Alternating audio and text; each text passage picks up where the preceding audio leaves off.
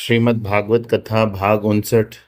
नमः पंकजनाभाय नमः पंकजमालिने नमः पंकजनेत्राय नमस्ते पंकजाग्रये। स्कंद दूसरा अध्याय दूसरा। इस प्रकार हम देखते हैं कि ज्ञान की पराकाष्ठा सबके प्रति प्रेम और सेवा में है। अर्थात अंततः हमें करना क्या है? हमें जगत में सबसे प्रेम करना है, सबकी सेवा करनी है, स्वयं आनंद में रहते हुए सब में आनंद का ही विस्तार करना है। तो फिर ये अभ्यास अभी से क्यों न शुरू कर दें? ऐसा सोच क्यों रखें कि जब भगवान मिल जाएंगे तब सबसे प्रेम करूंगा? अभी तो मुझे गुस्सा ही करना है।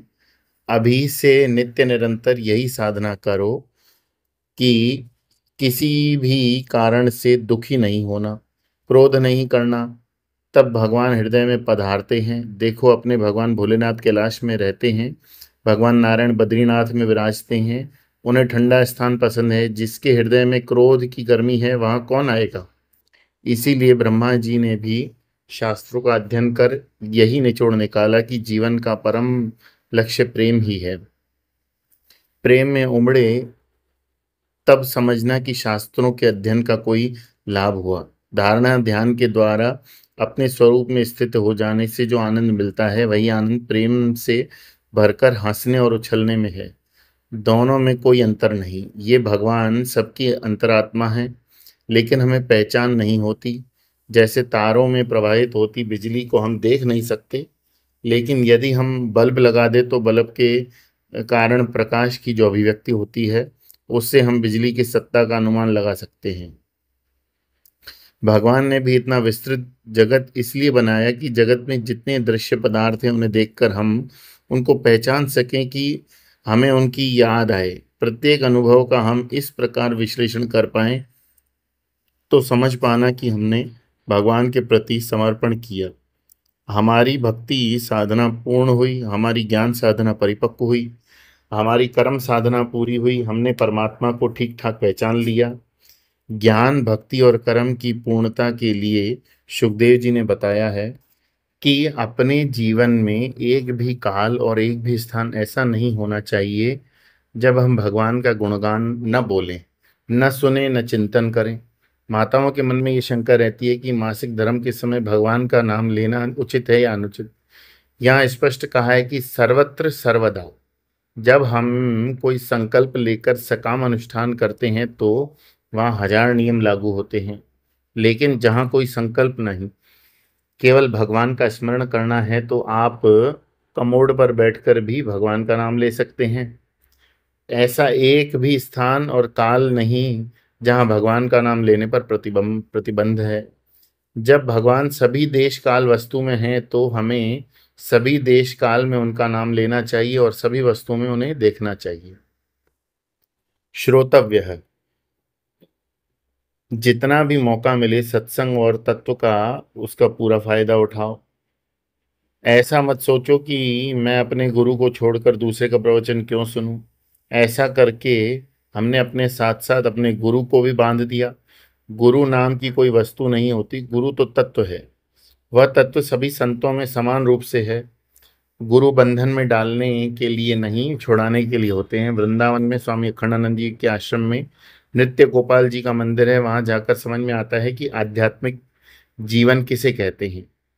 वहाँ सबका समान आदर होता है, किसी का विरोध नहीं, चाहे वो किसी भी संप्रदाय का हो, द्वैतवादी हो, अद्वैतवादी हो, आर्य समाजी हो, सनातनी हो। परमात्मा को पहचानने वाले संतों का लक्षण मुंडकोपनिषद में आता है, विजानन विद्वान भवते नातिवादी। जिसने तत्व को पहचान लिया वह भेद का निर्माण नहीं करता। स्वर्णकार जिस भाव में शादी की अंगूठी बेचेगा उसी भाव में तलाक की अंगूठी भी। एक सज्जन ने मुझे बताया कि मैं हमेशा सत्संग में जाता रहता हूँ, वहां जाकर मुझे बहुत गंभीरता से नहीं सुनता, आराम से बैठता हूँ, लेकिन हर सत्संग में कोई एक वाक्य मेरे हृदय में प्रवेश कर जाता है, उसे मैं पकड़ लेता हूँ। ऐसा करते करते मेरी ग्रंथियां खुलने लगी हैं। इसलिए सत्संग का कोई मौका मत खोना। हम इसका सुनेंगे उसका नहीं सुनेंगे, अपने आप को बंधन में डालेंगे।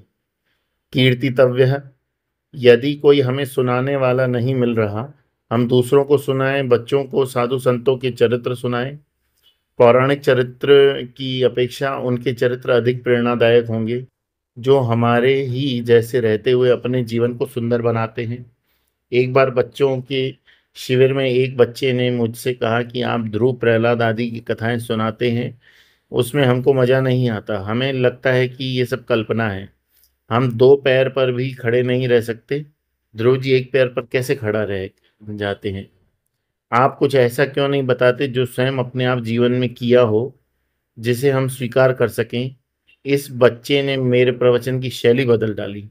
जब हम अपने जीवन की अनुभूतियों को शास्त्रों के सिद्धांत के अनुसार प्रस्तुत करते हैं, तो सुनने वाले पर प्रभाव पड़ता है। भक्तों के जीवन में सौंदर्य का गान करने से भगवान भी प्रसन्न होते हैं। उन्हें अपने गुणगान से भक्तों का कीर्तिगान अधिक प्रिय है। स्मर्तव्य है, कोई सुनने वाला सुनाने वाला भी न मिले तो अपने आप भगवान का स्मरण करो। उनकी कथाओं का अथाह सागर हमारे शास्त्रों में है, उन्हें पढ़ो। उनके भक्तों का चरित्र पढ़ो, उनके भजन गाओ या कैसेट इत्यादि से सुनो। अपने इष्ट देव के मंत्र का जप करो। इस प्रकार किसी न किसी माध्यम से अपने आप को भगवान से जोड़े रखने से मन शांत हो जाता है। इस शुद्ध शांत अंतःकरण को सोने मत दो, इसे वेदांत के अध्ययन में लगाओ, तब शास्त्रों के अर्थ ठीक ठाक समझ आएंगे। अपने राग द्वेष और हठ धर्मिता का चश्मा लगाकर पढ़ने से तो धर्म का अनर्थ ही होता है। उस समय तो हम वही समझते हैं जो समझने का निश्चय करके बैठते हैं।